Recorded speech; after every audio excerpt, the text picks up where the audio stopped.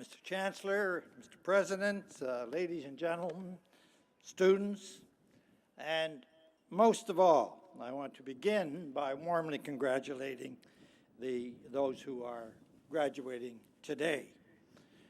For most of you, this will remain one of the most important days in your life. You have studied hard, you have done research, you have written exams, you have, in short, earned the degree that you are receiving today. However, I want to pause just for a second and say something about myself in this context. I've just praised you. Most of you, I think, have done what I said there. But for me, it's quite a different situation. To accept an honorary degree, for me, is at best problematic.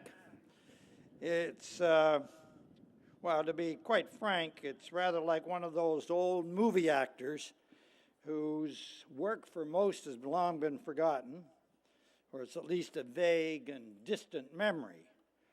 Then they turn up on Oscar night in Hollywood to accept a Lifetime Achievement Award. On the other hand, an honorary degree is personally quite gratifying. Here I stand before a large, polite, and captive audience, hearing nothing but good things said about me. For a former politician, this is almost unique. It is rather like my hearing of my obituary as it would have been written by my mother. So, it is good to be with you, and it is a great honor. The real reason for accepting an honorary degree from Trent is, of course, that it's an honor. Trent has established itself as one of Canada's few universities that puts the emphasis where it belongs, on the teaching of undergraduates. Its faculty, many with international reputations, work hard to foster the development of critical and imaginative minds, the true objective of higher education. And one of those outstanding examples, of course, I say today, as I did at a dinner here last night, is Jan Martel, a superb, globally recognized novelist. And I hope many of you will follow his interesting and creative record. So today I want to salute, when I mention this, not only the students, but also the faculty of this wonderful institution. I say now a few words directly, and they will be few, and we can watch the skies, and if it starts to rain, sort of indicate to me enough is enough, all right? I want to speak now directly to the graduating class. Your world has profoundly changed since I graduated in another June day over half a century ago. We in the class, get this, we in the class of 1959 thought the world was our oyster, and it was. There were at least 6 jobs available for each of us to choose from when we graduated. There was a feeling of great optimism and a great sense of security in the country. We were confident the future was bright, and 14, I say in this context, 14 years after World War II, thanks to the work of my parents' generation, Canada had indeed become, in the post-war years, quite a different place. Having experienced the Great Depression, my parents' generation had made great changes, which were still unfolding during my youth as a student. They, that is, my parents' generation, had come to realize that markets could not be left on their own, or instability would occur and inequality would worsen. Politicians, and I speak frankly, politicians first in the CCF, and then with conservatives like John Diefenbaker and liberals like Lester Pearson, went on to use the federal government to provide social programs like hospital care, national pensions, university education, and unemployment insurance, all paid for by adequate levels of progressive taxation. Industrial unions had come into being and led to generations of well-paid jobs for ordinary families all across Canada.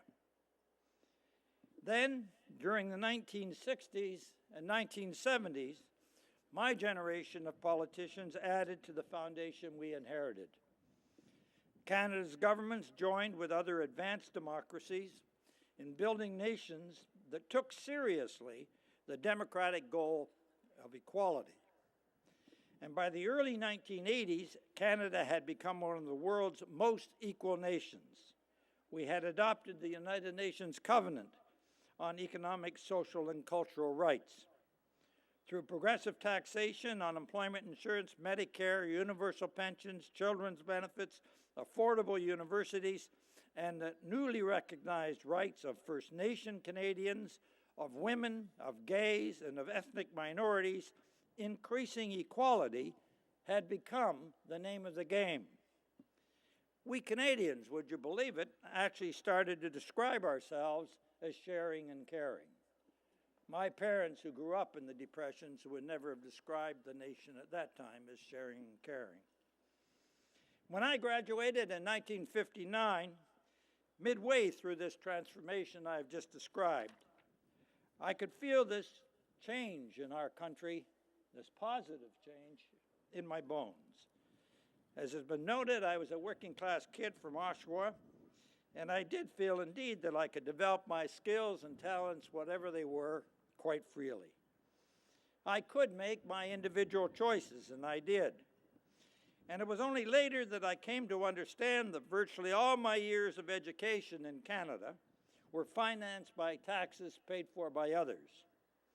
I also learned that the increasing sense of national dignity and confidence that I could feel came not just from economic growth in the economy as such, but also from many strong social programs spread across the nation and based on equality.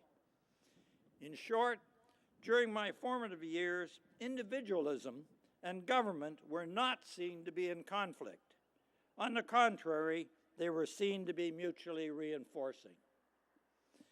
But, and I speak frankly again, your world is quite different, I say to the graduates.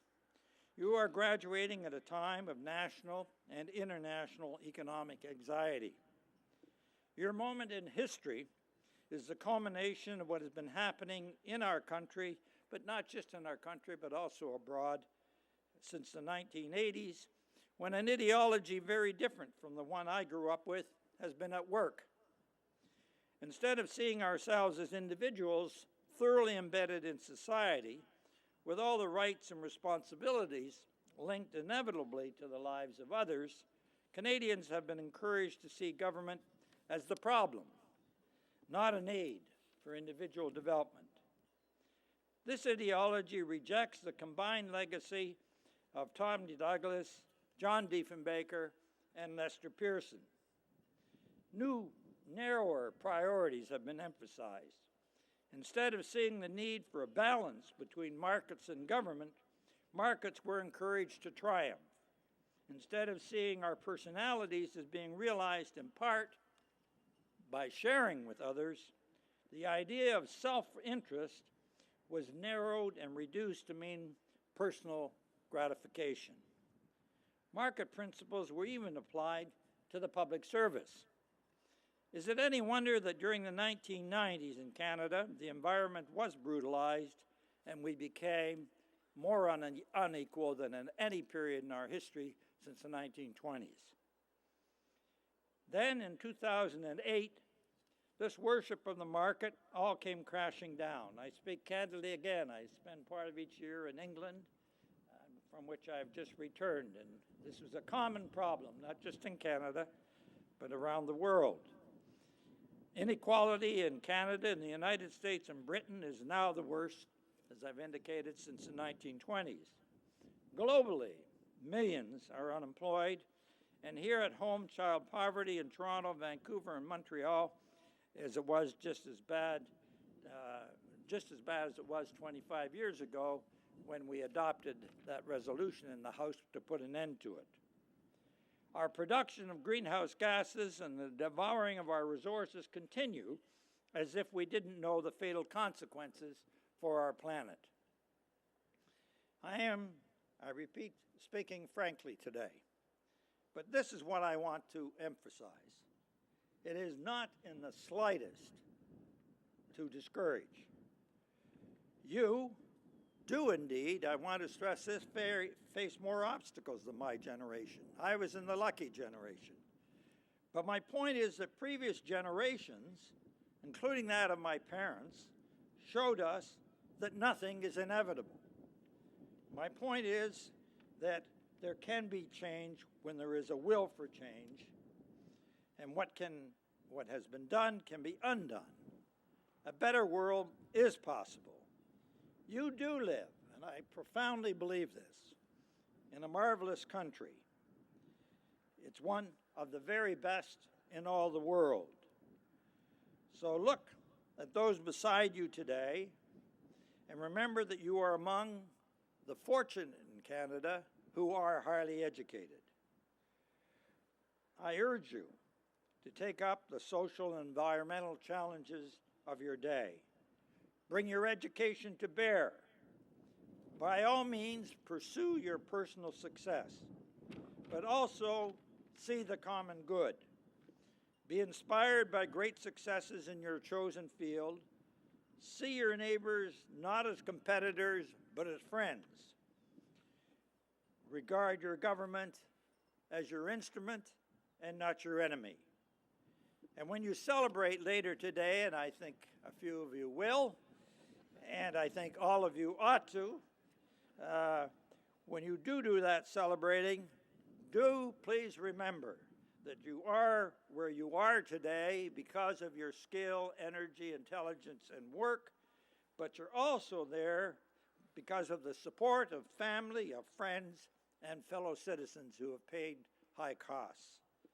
I say finally, go forward, be brave, and make a better world. Thank you.